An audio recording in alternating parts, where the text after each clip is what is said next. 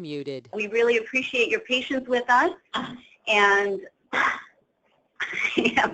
I am excited to get started. So Kelly, take it away.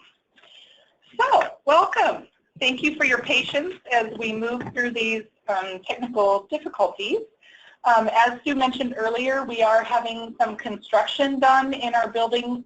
Unfortunately, it's just on the other wall of the room we're in. So they have agreed to pause their construction for a little bit, and I'm hoping that helps with our sound.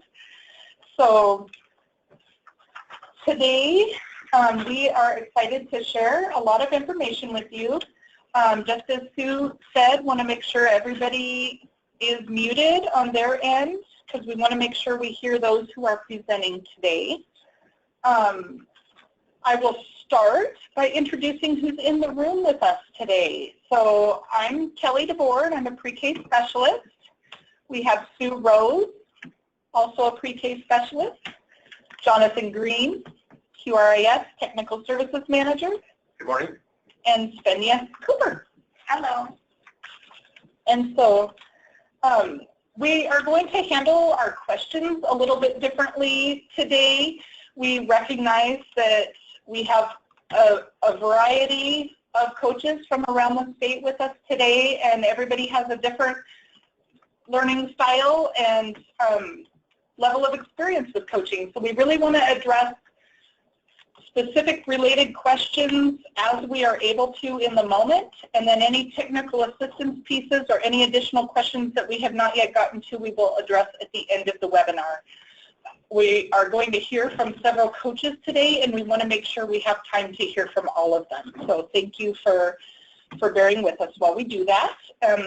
Also, any questions that we are not able to get to during today's webinar, we will follow up with you and get those questions addressed. So with that, we will move towards the overview.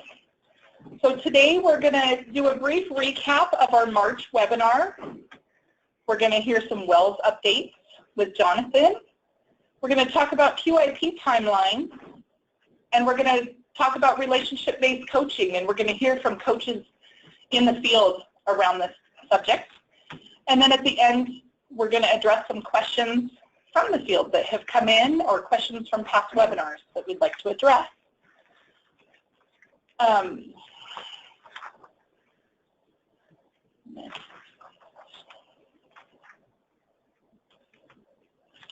So the March webinar. So last month, we talked about QIPs, goals, and action plans, and we began to navigate that process a little bit in WELS, providing a little technical assistance around how to do a QIP in WELS. We just wanted to take a moment to clarify that we were not telling folks how you had to do a QIP. We were just providing different options on how it can be done and trying to show the navigation piece in WELS. We talked about sharing rating information with sites. Now, we did a very broad brushstroke in this area, and we recognize that there's a variety of ways that this information can be shared. We'll talk a little more about that. Also wanted to make sure that, sharing the rating information and setting goals, those are two entirely different things, and people do them many different ways, and that's fine. We talked about goal setting, and we talked about WELS navigation. And so just wanted to let people know the March webinar is a great resource for many of these questions and questions on the QIP process specifically, and wanted to remind you all that these webinars are all recorded and posted on the DEL website, and so they are intended to be an ongoing resource. Great. Thank you for that, Kelly. Okay, it's always fun to start a webinar with a little bit of technical difficulty. So I'm trying to get reacclimated here. So the other thing on our March webinar is it was brought to my attention that if you were on last month's webinar, you remember that I took you in WELS how to look at the Eckers assessment report. But I want to point out you can actually get more detailed detailed information report by going back to, up here at sites, and then you click on the site that you want to look at. You go to assessments. And then instead, I had originally clicked on the Ecker's View, but really what you want to do is you want to click on the PDF down here.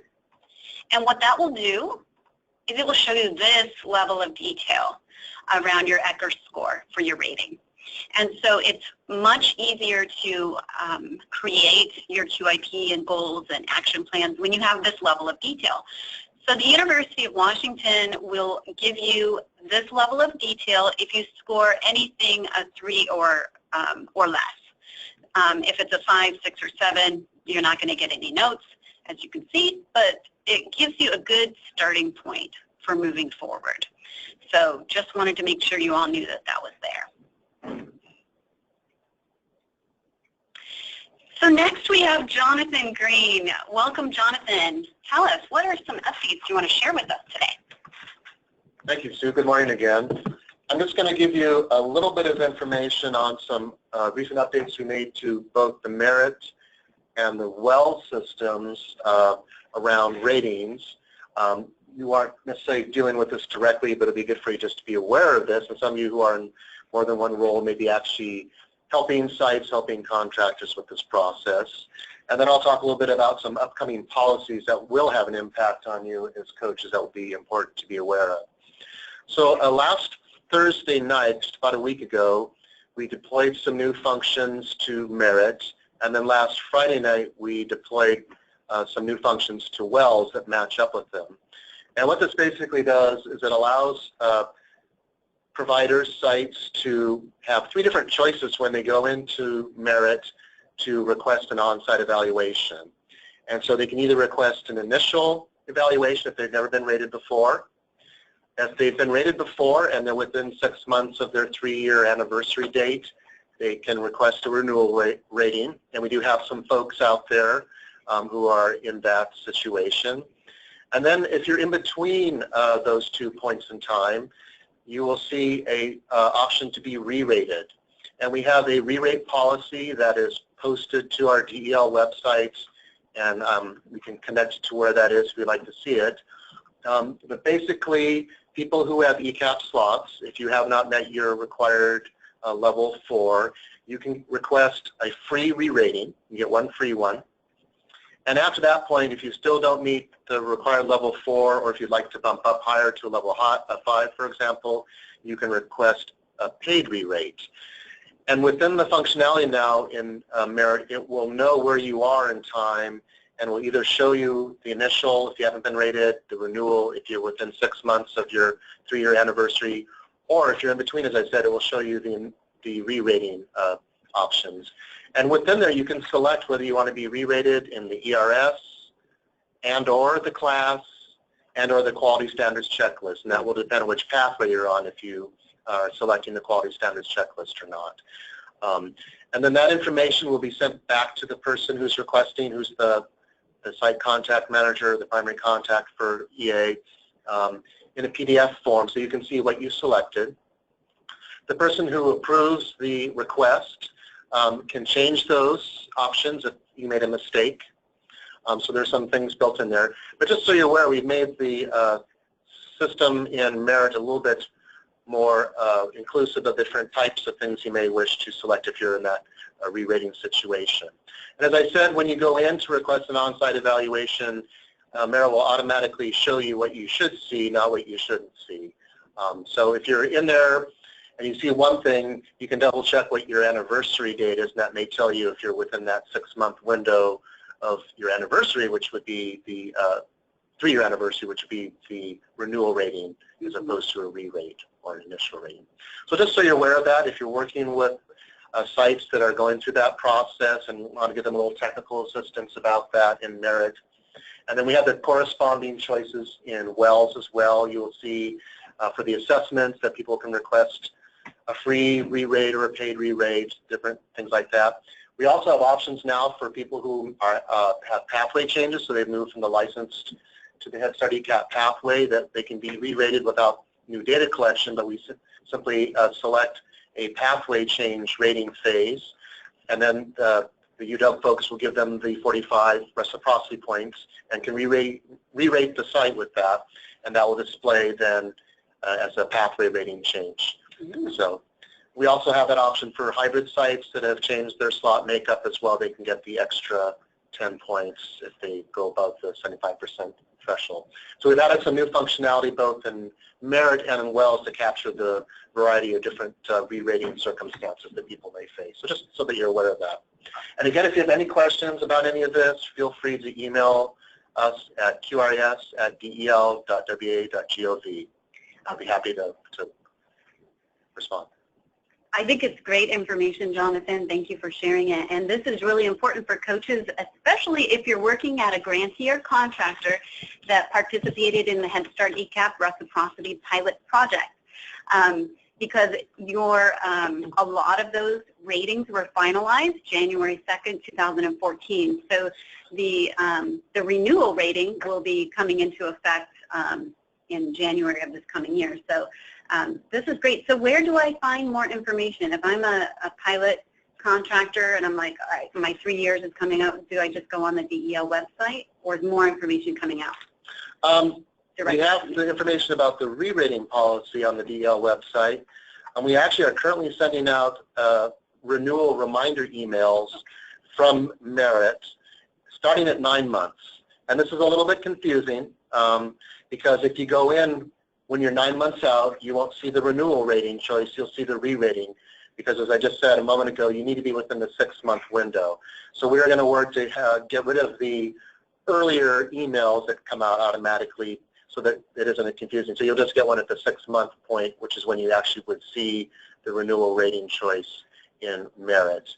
And just to reiterate, if you, as stated in the re-rate policy, if you have ECAP spots, you do get a free re-rating. You get one. And once you've exercised that, regardless of what your second rating level is, you would have to pay for any additional re-rates, whether it's to meet the required level 4 or if you want to bump up to level 5. But you do get one, a free one.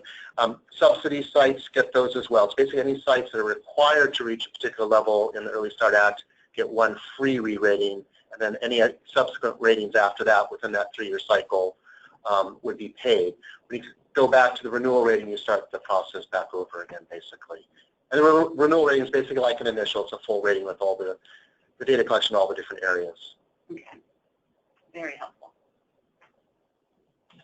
I also want to share with you, you may have heard about this, if you're familiar with some of the requirements, as I just mentioned, in the Early Start Act. We are currently working on a remedial activities policy. It hasn't been finalized, so I'm just going to share some basic bare bones about it without going into all the detail. As I'm sure you know, this is important for you to know as coaches, if a site does not meet the required rating level, so for example for ECAP sites, if they they can't actually be rated level 3, if they were rated level 2 and then they need to get re-rated, you are required to go through remedial activities.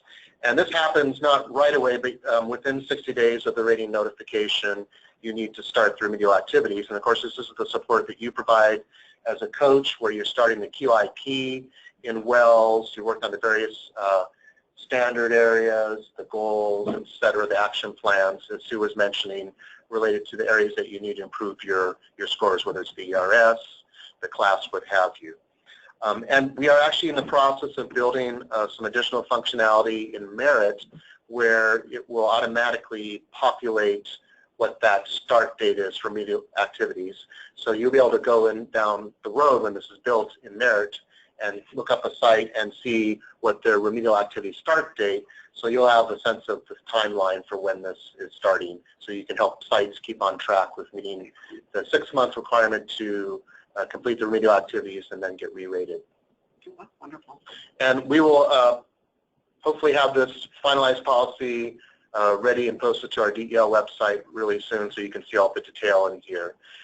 Basically, the coach responsibilities, as I said, will be to enter the QIP in WELS within the 60 days, and also to put in the event log that you started working on remedial activities, just a note in there about that. So a couple things for coaches to be aware of. Great. Yes? Hey, Jonathan, do you know who received that auto email from Merit about the re-rate? Yes, it will go to whomever is listed in Merit as the primary contact or the site contact manager for the site, to alert them that their site, everything is site-based in Merit, everything is site-based in WELS. So things get sent out to sites as opposed to necessarily to the grantee contractor people. So it should be the site people that get that information about the upcoming renewal or whatever information. When you get rated, it goes out as well to the site level people. That's one thing we're actually working where another enhancement in Merit, that the email is not going correctly to the grantee contractor as well as the site level people for the ratings, and we're getting that fixed. So, because everything was designed to be site-based, and that was not part of that, unfortunately. Okay, great. Any questions about remedial activities? We do have a couple questions. Sure. Folks are wondering how much does a re-rating cost? Do we know that information? It is in the re-rate policy, which unfortunately I did not bring with me, but there's actually a chart in the re-rate policy that tells you how much it costs based on basically the number of rooms and the different types of assessments that you want to be re-rated in. And again, if you have trouble finding that, feel free to contact us at QRIS, or you can certainly contact the ECAP staff and they can help you locate it on the website. Great. Okay, I'm going to talk briefly about another upcoming policy, and this is the extension protocol policy. And there's a stipulation in the Early Start Act that if a provider or a site experiences some sort of exceptional circumstance, in quotes, before they're rated, that they can get up to a 6-month extension of being rated. And we're working on a policy that will lay out all the different criteria that would then qualify a site, a provider for getting an extension. There will be a process where DEL will review these requests and then either approve them or not. And again, just so you're aware of that. And so that's before a site has been rated. So this may happen any point in the process of going through Early Achievers.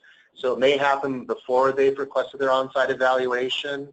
It may happen in the middle of getting data collection. It could happen when they've started remedial activities as well.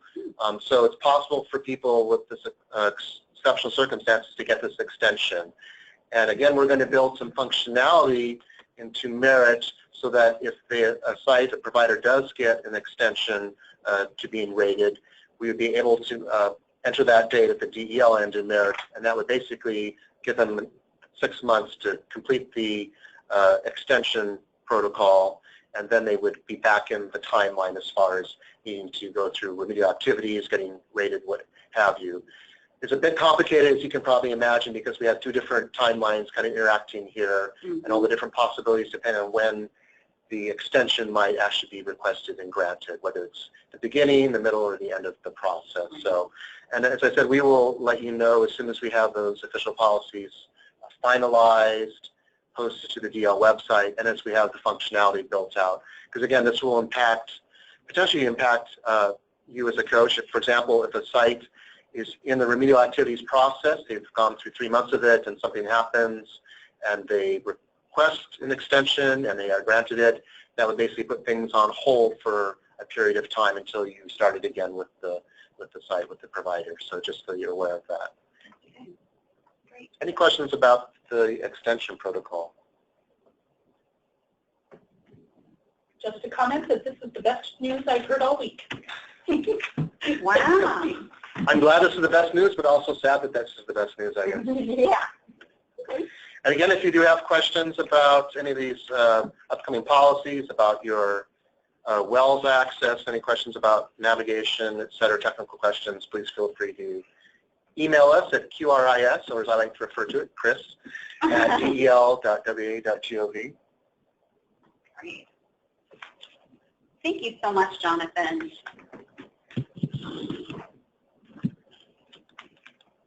Okay, you know, I thought, why don't we do a poll? And The poll I want to do is going to be launched in just 1 second here. Okay, great. So we are curious if there's coaches out there that might be interested in maybe doing a phone meeting to walk you through WELS. So I've heard from coaches around the state that webinars are cool, but they learn better by being in front of their screen in WELS and being able to do the steps themselves. So we were interested to see how many coaches might benefit from this type of a training of sorts. So let us know, and then we'll see what we might be able to offer to kind of help out with that. It would probably be just about an hour and kind of walk you through those steps.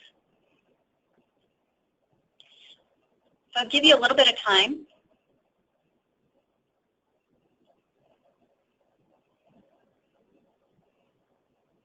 %78 have voted, 82. Good job, everybody.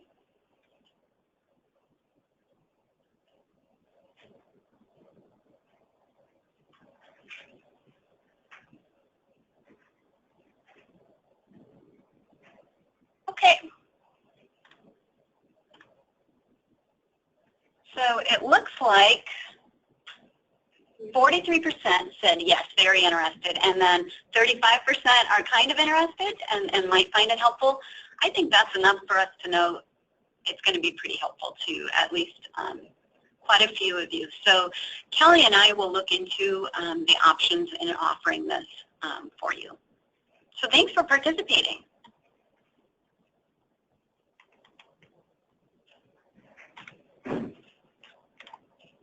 QIP timelines. Now, we've also heard a lot of questions from coaches about what exactly, when do I have to have the QIP completed? So we got a little grid here, and so hopefully you'll be able to find, everyone will be able to find themselves and their sites on this grid. So if you've got a site whose rating was finalized before April 15th, so maybe you were part of the pilot, or maybe your rating was finalized on February 15th, then you would be looking in this top portion. And so you know, basically, we're looking at till the end of the year, because this is 60 days from April 15th. And then now let's just say you are rated on April 15th. So a lot of you are going to be having a finalized rating at sites. This will apply to you. And then there's going to be some of you that get their rating finalized June 15th. So this would also apply to you. So level 2, you're looking at level 2 and 3, you're looking at about 30 to 60 calendar days from the finalized rating date. And then you'll notice that I've put here on level 4 and 5, you've got about 60 to 90 calendar days. And that's not including summer in case you're closed.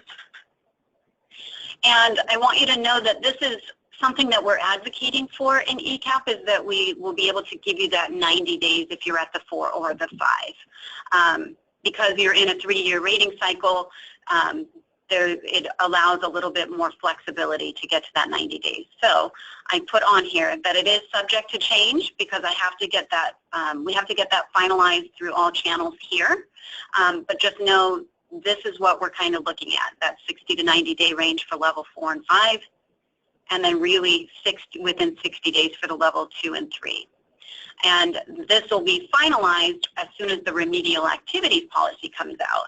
Then we'll know for certain about those the level 2 and 3. So just to clarify, Sue, if the site was expecting their rating in February and hadn't received it yet, this timeline starts once they receive their finalized rating, correct? That is correct. We're looking at finalized ratings here. And so that always comes back to language for me, because many people will say that, oh, my site has been rated, when really they only had data collected. So it's not rated yet until in WELS it shows your level 4 or 5 rating, or 2 or 3. Could you clarify how this impacts level 2 or 3 sites that are closed for the summer? if they receive their rating on or after April 15th? How does that impact them? Oh, yeah, we're still not going, we would not include the summer. Okay, thank you. Yes, that's, so look at, I missed that, didn't I? Yeah, it looks like, so I think that, thank you. I will make an edit to that. That's beautiful. Good question. You know how many eyes I had on this document? Very good, thank you. Okay.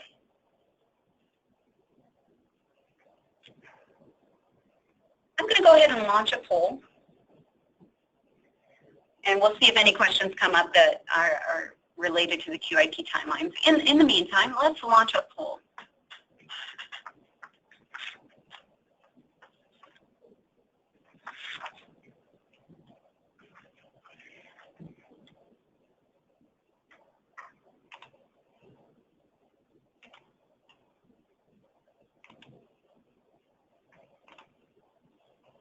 Okay, so we were interested in, is it, okay, so we wanted to know how many of you coaches are planning to share, so let's say April 15th, you've got your rating data available. Are you going to share over the phone an overall brief summary of the rating data with your sites and then head out for the in-person?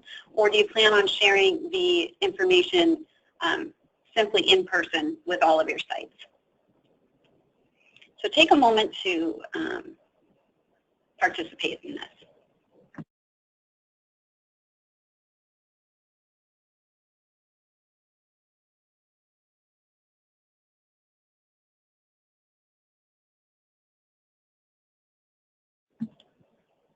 Okay, great. So I am going to give just 3 more seconds.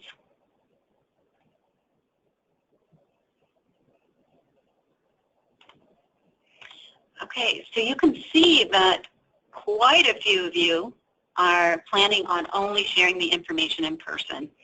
And then we've got some who are doing the, going to share over the phone, just a general overview so that sites know what's going on and what they can expect.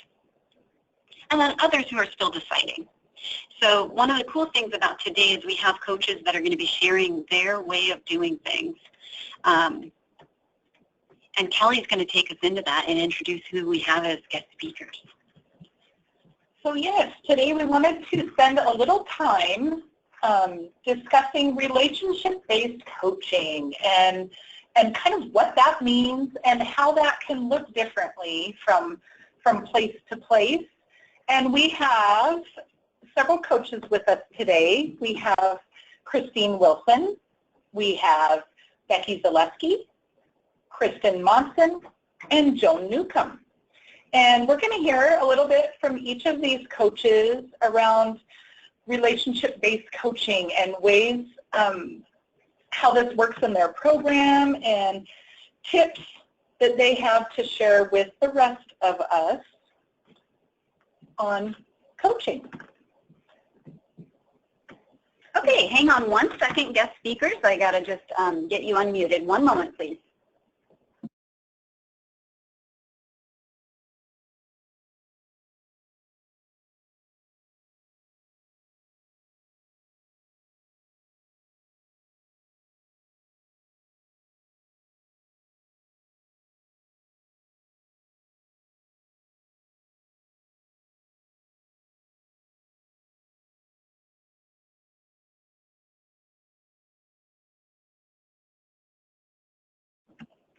So Joan, I have unmuted you. Yes, I'm here. Hey, you want to share a little bit about how relationship-based coaching works in your program? Yes, thank you. When I go out with teachers, I try to begin with a relationship that's not based around early achievers just at the start. So they get a sense of me as a coach without requirements and assessments on the table. So I usually start with an observation where I just do entirely positive comments to them. I handwrite the notes and I always leave them the same day so they get them immediately. And on a second visit I might look at the environment because that's pretty non-threatening. and you can always make improvements that people are grateful for. And the third visit, I ask them their agenda, and it's often a child of concern. So then after I've done those visits, they're pretty well, I think bonded would be the word. And there's a lot of trust built up in that. And then we start working on assessment type issues.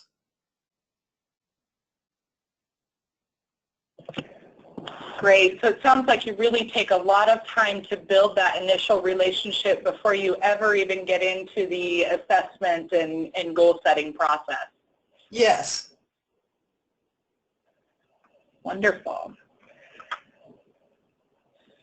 So I'm going to mute you again, Joan, and I'm going to unmute Becky. And Joan was from Opportunity Council or Snohomish County? Snohomish County. Thank you, Joan. Okay, Becky. Good morning. Good morning. So why don't you share with us?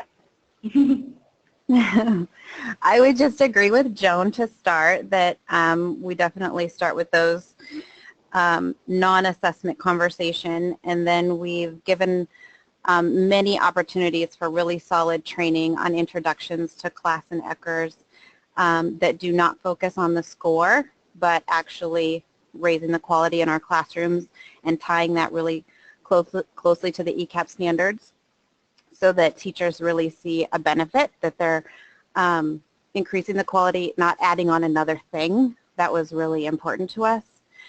And then all through the rating readiness process, they get several class observations that become more defined on what their needs are. And then we also work with, for ECHRs, we have really great inventories that help teachers really have a clear picture of what they have access to in their programs.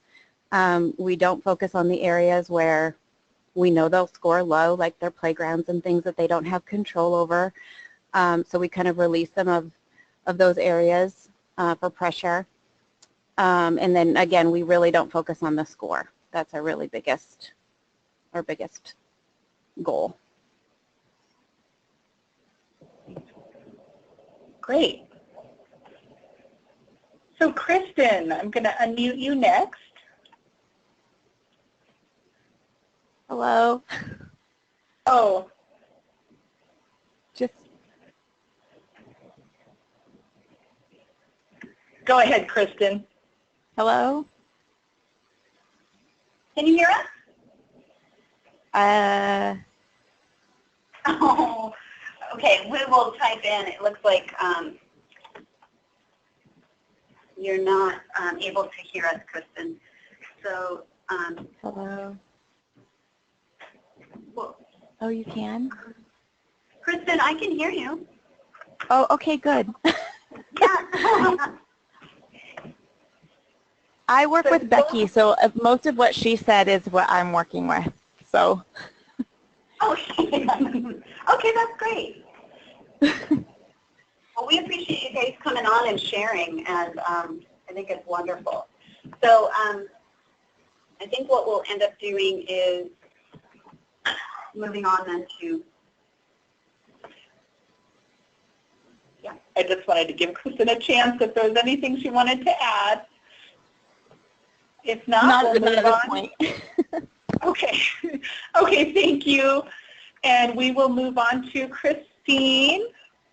Let me get you unmuted here, Christine. Go ahead, Christine. Are you hearing me? Yes. Okay, great.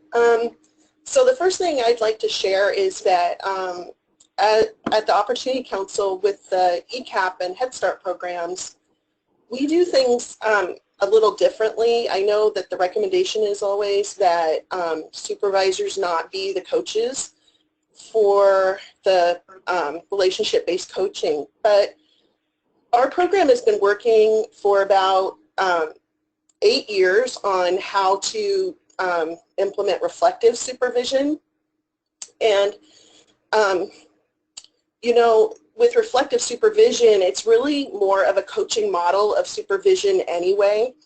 And so when we looked at what we wanted our coaching to look like for our staff, we kind of differentiated it out into like 3 layers of coaching. We first started about 6 years ago, and it was just kind of hit and miss kind of coaching.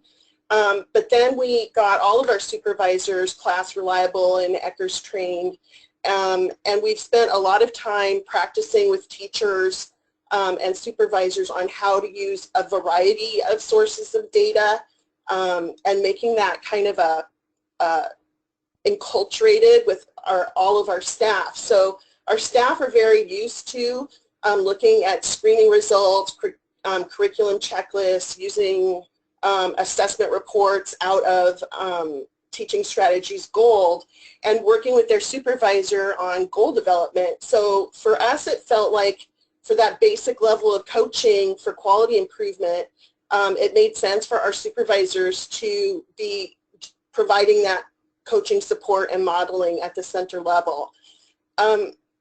But what we also did was we broke out 2 other levels of coaching, and that's really around employees who may be struggling in 1 or 2 areas of their classroom teaching. So it could be around classroom environment, it could be around emotional supports in the classroom with kids, whatever that might be, they're just not quite hitting the non-negotiable outcomes that we ask for teachers. And so what happens is an outside content specialist might come in and provide that coaching. So it wouldn't be on the supervisor to do that. That's a separate relationship, and that's where I or other coordinators might step in and start doing that coaching. And then the last level of coaching we have are for teachers who are really struggling in the classroom. Perhaps they're on a personal improvement plan. They really need more modeling, maybe some really side-by-side modeling, and looking at adjusting the expectations for them and providing some, carrots to kind of move them down the road. And that's where just a content expert would be working with that person. So it would be completely separated from any kind of supervision of their site supervisors. And so that's how we've been looking at the link between relationship and the needs of the classroom and doing that kind of response to intervention style of what is best practice for all, what are additional supports that some may need, and then for those very few, what do we need to do to make sure that they're successful too.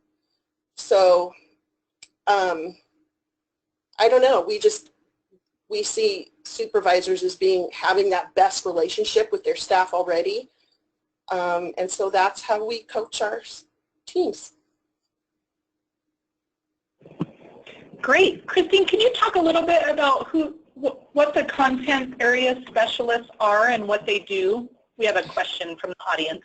Sure. So in our program, we have 4 coordinators that each oversee a major component area of the program. So we have myself as an education coordinator. We have a separate coordinator for special services who is, focuses around working with children with IEPs or special needs or challenging behaviors.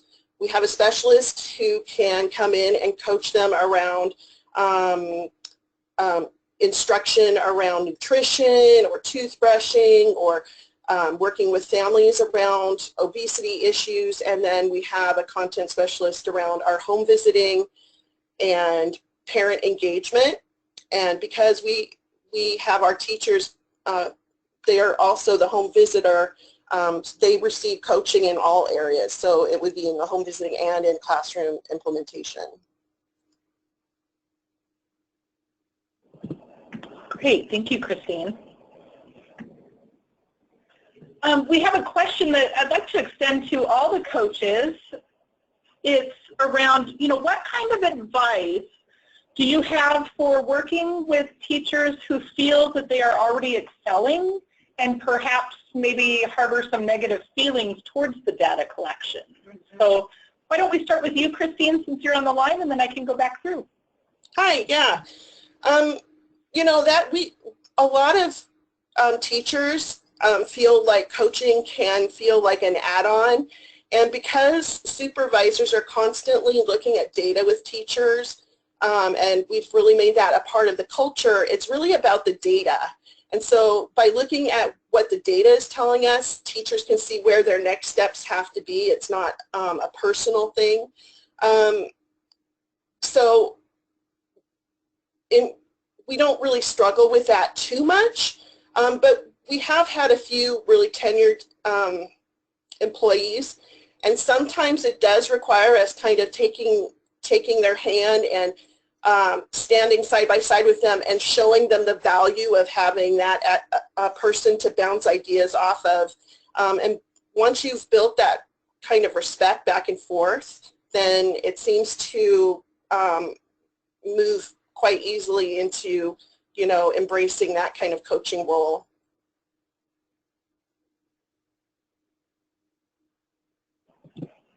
Great. I'm going to extend this out to Kristen now. I think for us, the relationship is really key.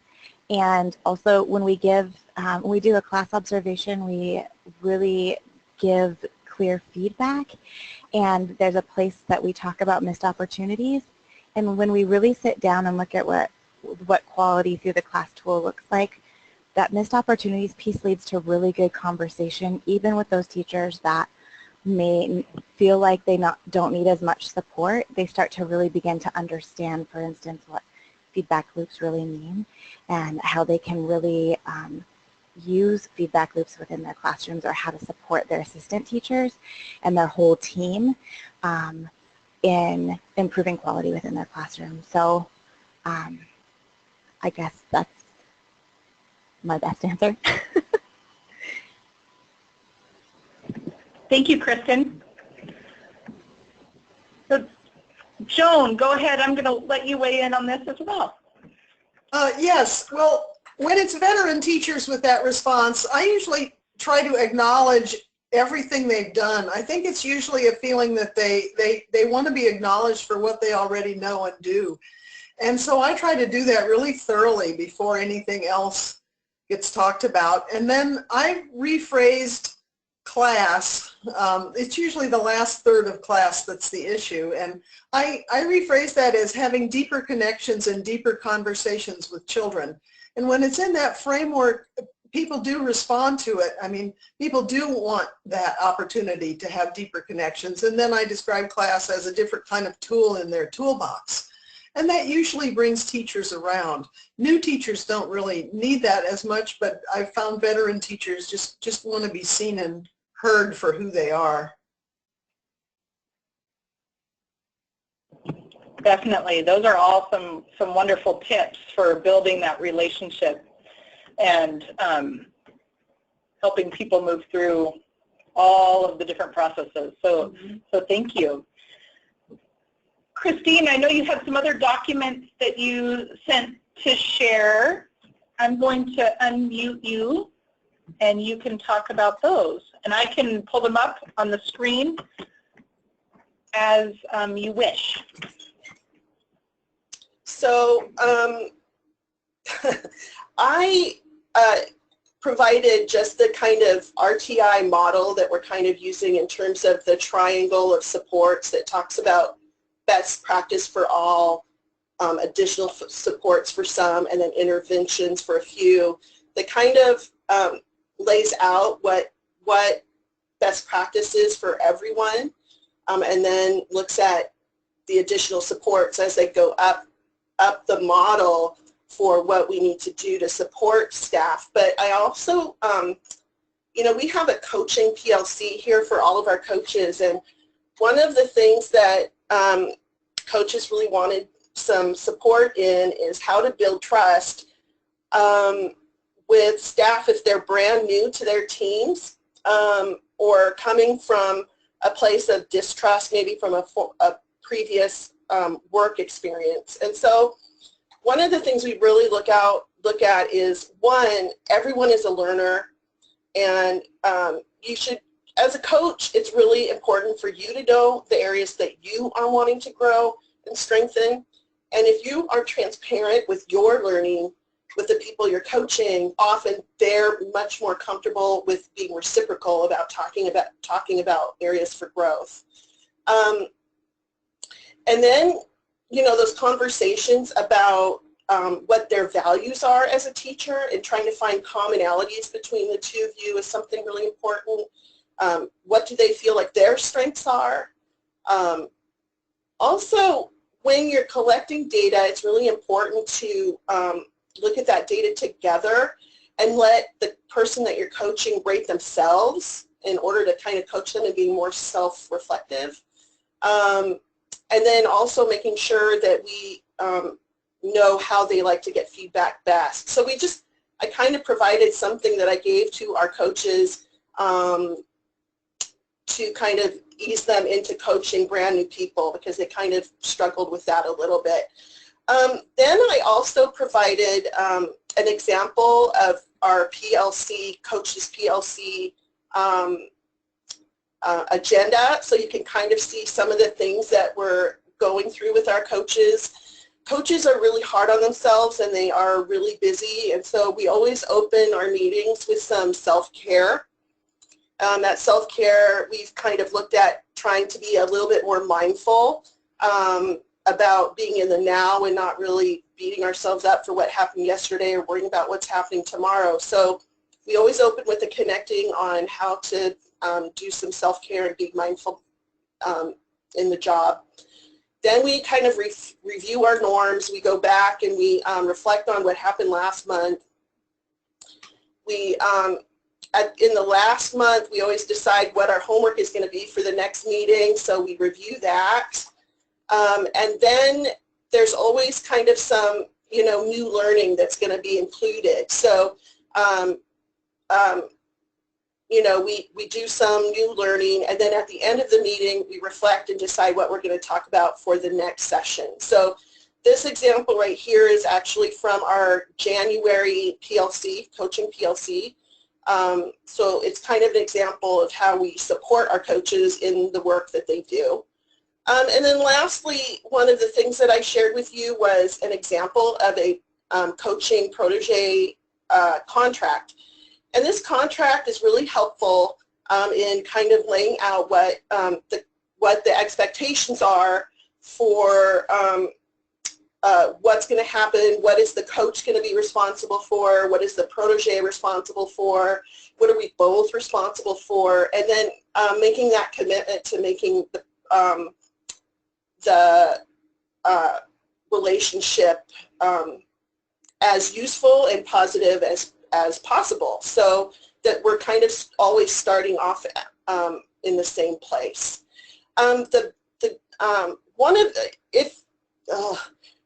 If you look in the documents, hopefully they've been posted for you, there's the example of our procedures around relationship-based coaching, and it lays it out for exactly what coaches are going to do. It lays it out what coaching supports we're going to provide as a program. It's all about what coaching, practice-based coaching looks like at our program. So it's about our philosophy, it's about what is practice-based coaching, and just lays it out completely for us so that anyone coming into our program can get a pretty good idea of what coaching is going to look like for our program and what our outcomes hope to be. So I think that's everything I shared with you. Did I miss anything?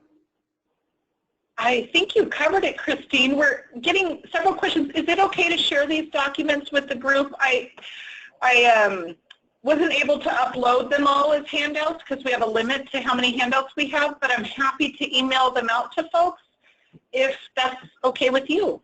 That's okay with me. Just keep in mind that this is for our program and it works for us, and I don't assume that what we're doing as a program is necessarily going to work for every program. Right.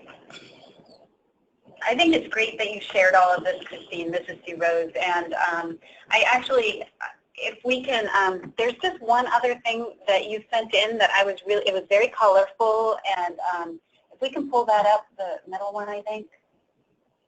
That's not it. There was one that had this one. Oh, can you talk briefly about this? Yeah, I got this tool at a coaching training, and I don't even remember where or from whom I got it. I don't remember what the program was.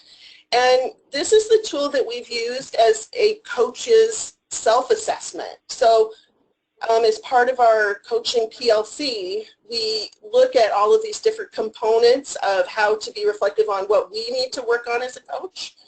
And it breaks it down into components of, you know, how knowledgeable are we about working with adult learners, how good are we at systems thinking. I can't remember all of them, but I wanted to share this because it's kind of a nice self-reflection for a coach to kind of go through and see where they might want to start looking for trainings or learning opportunities to kind of help them in their path to higher quality coaching. Really cool. I'm really glad that you sent this in. Thank you. So I know that Kristen and Becky also sent in a document that we were going to talk about too. Great.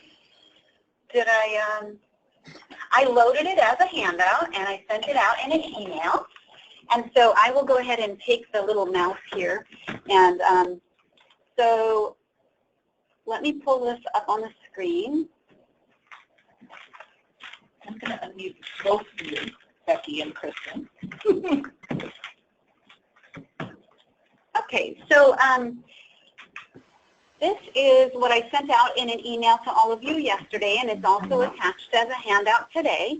And so Becky and Kristen, if you can tell us what you got going on here.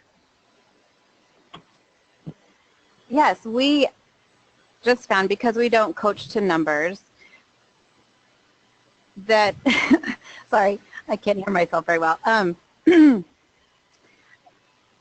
that when the scores were coming back, that it's just a lot of numbers to be overwhelmed with, and our directors is who we start this document with. We really break it down, and we based it on that rating readiness tool, that last page, so we could really show directors where the 45 points comes from, ECAP site, and then where their scores fall and how those correlate to the amount of points that they earn.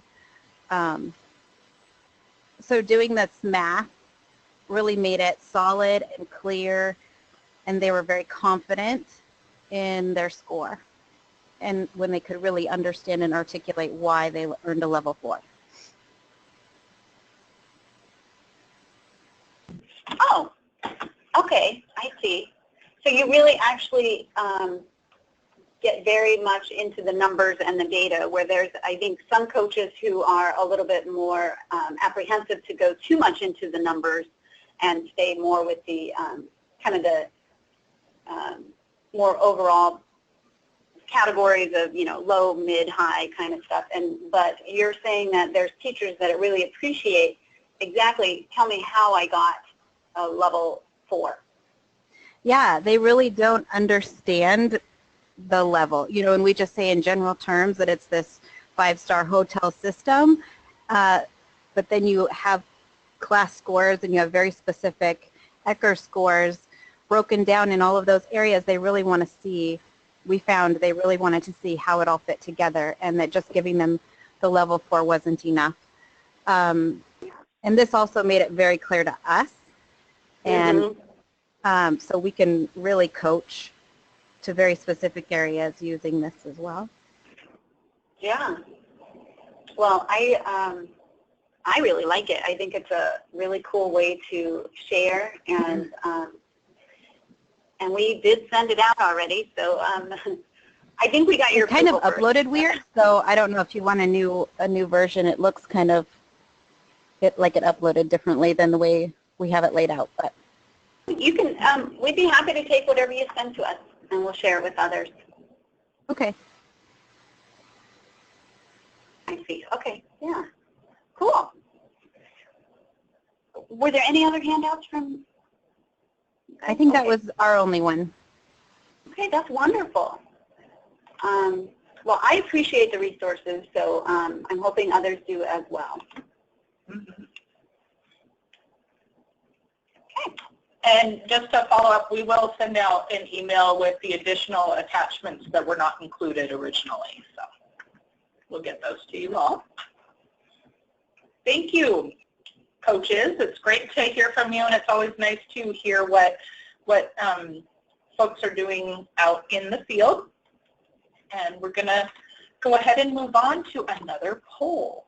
So this final poll, it is the last one for this webinar, is we are interested in knowing how interested you might be for next year having a possible regional in-person coach meeting so that you could be with each other in person.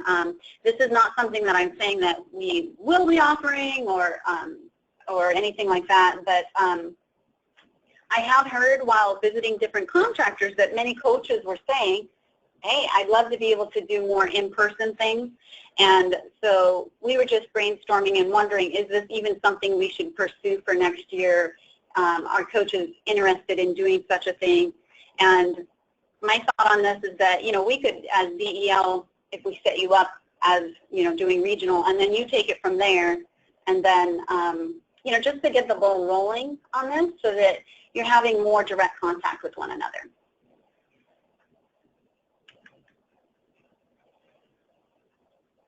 And I'll just give it a little bit more time so that we get everybody's vote in there.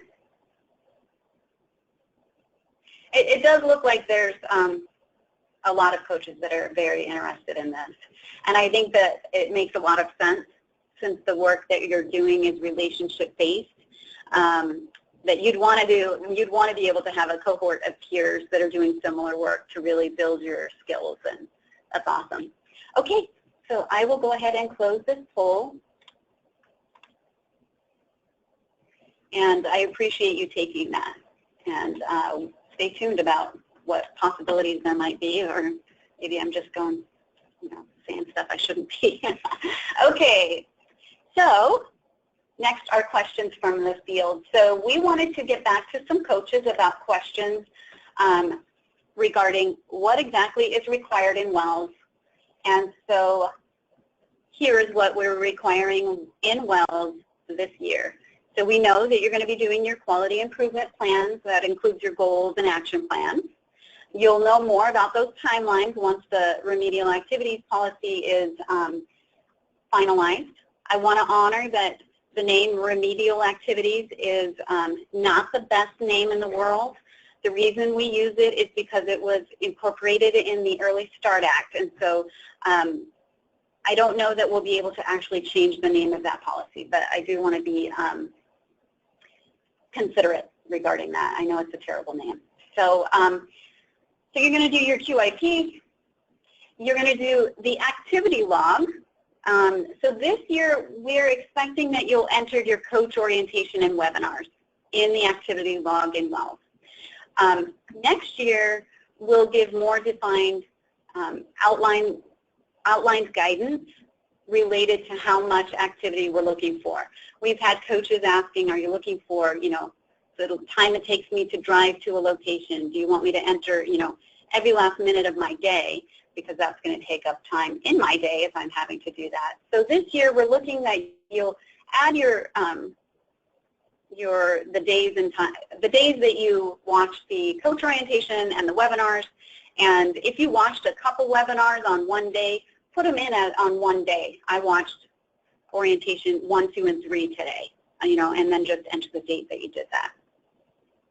Use of funds. We had questions about exactly what is required. And so by June 30th, we're looking for this information around how the technical assistance stipends and rated participation stipends were spent. So this may or may not be the responsibility of the coach. So it's related to each contractor is going to do this differently. So you might have someone who holds on to this information and they'll be the one to enter it. But it really just captures really general categories of how you spent those funds. And many of you haven't received these funds because they're no longer available. So this requirement will probably change in the new school year depending on if we have any money that we need to track. So just a clarification on that. So yeah. Do these funds need to be used by June 30th or they're lost? Or no. Is it just they need to be entered by June 30th? Yeah, I'm just talking about them being entered. If you have any questions about when those funds need to have been spent by, I think that would be a Minette Mason question. She's with Early Achievers, and I think she's even on the line right now listening to this. But no, I'm only talking about what needs to be entered into WELS. Great question. Thanks.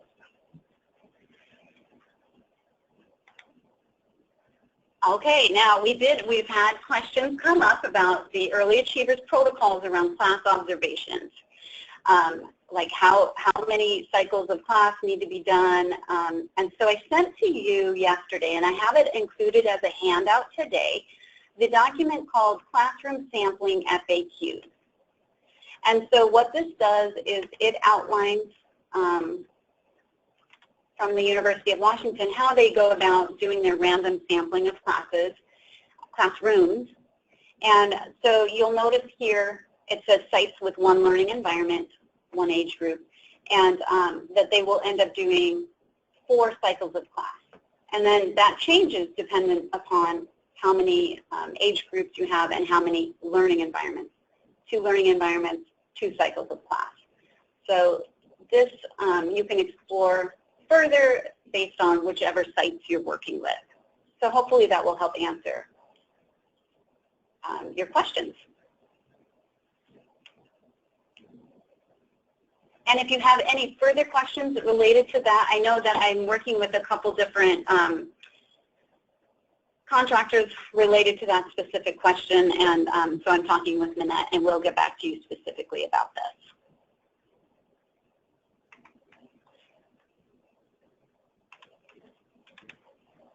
We have attached this as a handout. Okay. Next, we did have a question. People were interested, where can I find the Early Achievers operating guidelines? Well, you can actually find them on our DEL website, which is actually, we're doing some tidying up of the website. So I attached it in a, here, you can go directly to del.wa.gov, and it's under publications.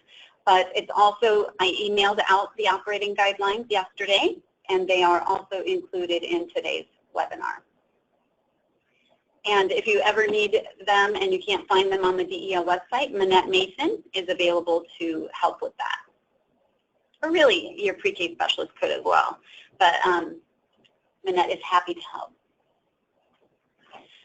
The other question that we have received is, how will I know when my site is rated?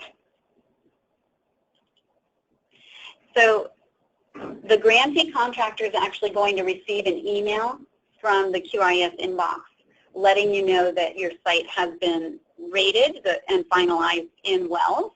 And since we have a bulk of ratings being finalized here on April 15th, the email is just going to be a more generic email stating, go ahead and start taking a look in WELS, and that's where you'll see the sites listed. And it's important to note that the primary site contact that's listed in Merit is also going to receive an auto-generated Merit email. So they're going to also be notified. So just so that you're aware of that. And Minette, I know you're on the call, so if you need to clarify anything, we can always unmute you, or you can type in as well. So just let us know. Why don't I unmute Minette Okay. really quick? Why don't you? So Minette, do you have anything you'd like to add?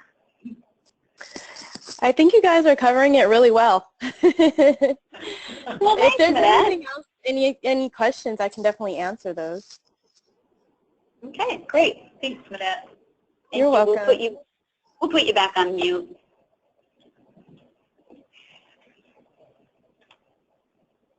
Okay, and so the other thing is, if you're wondering, like, who do I contact if I want to know policy-related questions? Well, you can always talk to your assigned pre-K specialist. And I think that this actually, in the PowerPoint, Kelly linked it to our actual DEL contact list. So if you're like, I'm sorry, what?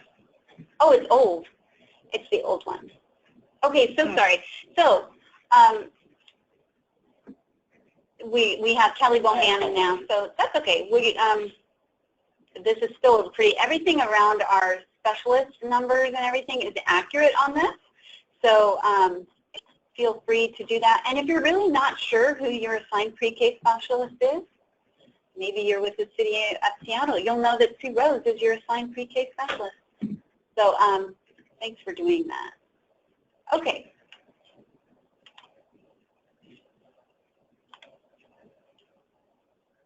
And then we just wanted to remind you that our coach webinars and handouts, other DEL coaching resources are available on our DEL webpage. And also that if you want additional resources around like creating the QIPs and doing those goals, we added this link to SQL, the University of Washington's homepage. And the reason we did that is because they have some really nice sample goals, action plans, handouts. So if you're curious about what those look like for setting a class goal, remember you can always go to their website. And this one specifically we have on the DEL website. But I just think it's really kind of helpful.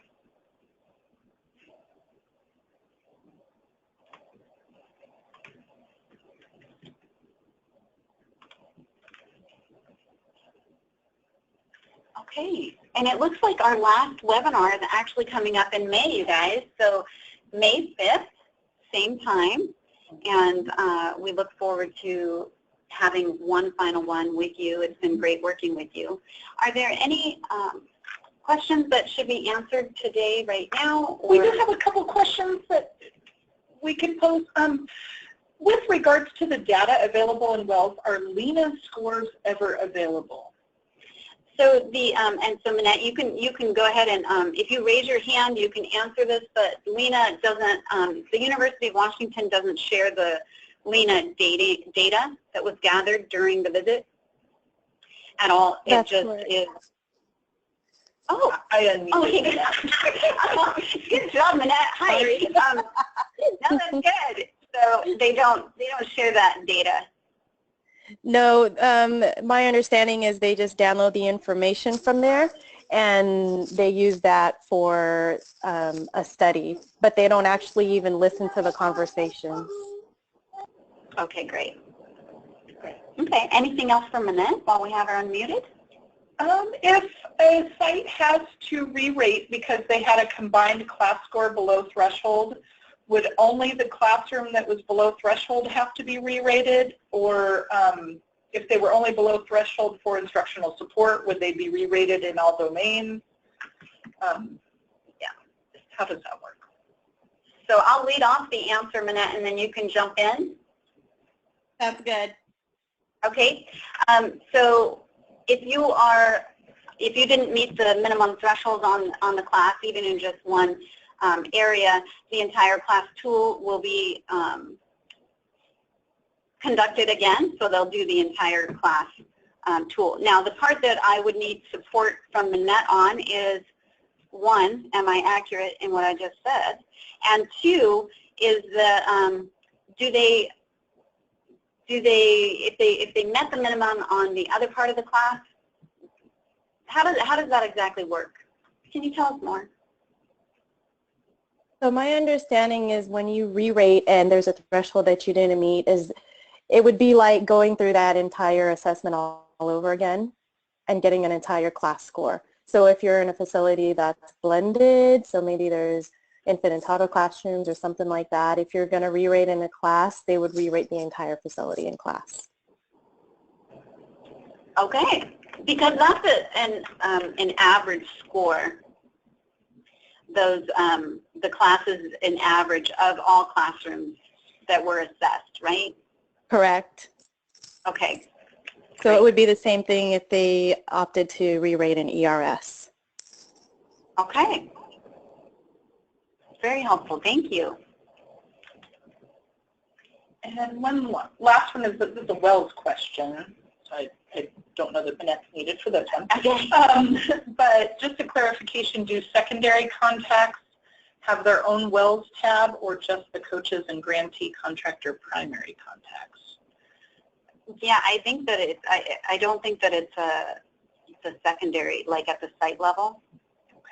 I think it's only who's assigned as a coach or at the grantee contractor level. And Manette, you can totally chime in if you happen to know more on that. But okay, and you're unmuted, Manette. Yes, I would say that if you have a question as to who in your organization has access to WELS, I would send that question to Jonathan, and he can look specifically on your sites. If you don't know Jonathan's direct email or have his direct contact information, you can also send it to QRIS inbox, and he has access to that as well. And that is exactly how we have it listed on our handout on who to contact at DEL. On this lovely handout, it has Manette's contact information.